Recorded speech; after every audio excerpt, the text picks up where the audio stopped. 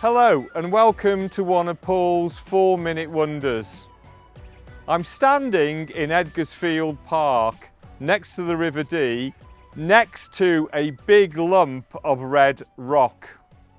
It's sandstone, Triassic sandstone. It was laid down as sandy sediment with some pebbles in the Triassic. Now the Triassic period was 252 to 201 million years ago.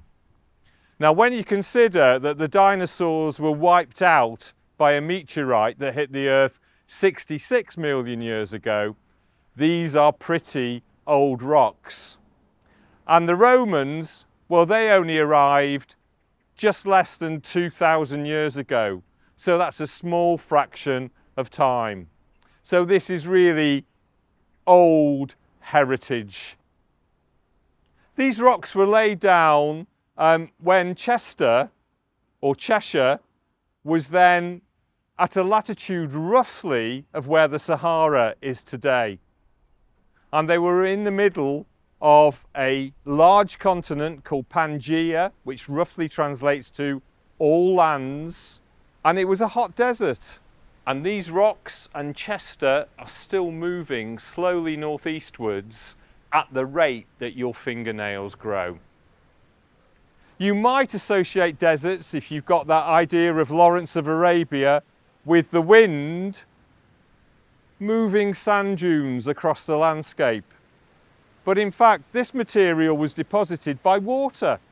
Water was coming down from an area of wet mountains to the south and bringing the sand and the pebbles with it. The sand and the pebbles were laid down in an environment where there were shifting watercourses across the landscape and occasional flash floods that then deposited the material. And in fact, what we can see behind us is slumping, where the sediment has become contorted through collapsing as wet sediment.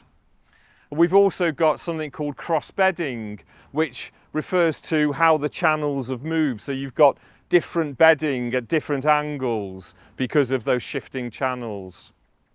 Now the mountains to the south, if you've been to Dartmoor, if you've been to Bodmin Moor and have seen the granite there, those are the roots of those wet mountains from which the water and the sediment came.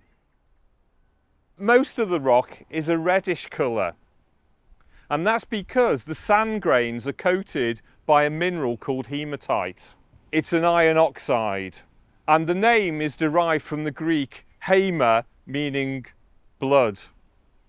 So in a way, these are rusty rocks or even blood-stained rocks. Now, when the Romans arrived, they needed an awful lot of masonry to build the fortress of Diva.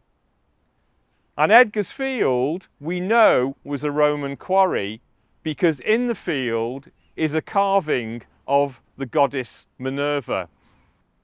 So Edgar's Field has been her home for almost 2,000 years. And obviously the lady isn't looking quite what she would have in Roman times. So that's my 4-minute wonder up here in Edgar's Field. Do come down, look at the red rocks, and also go and visit the goddess Minerva.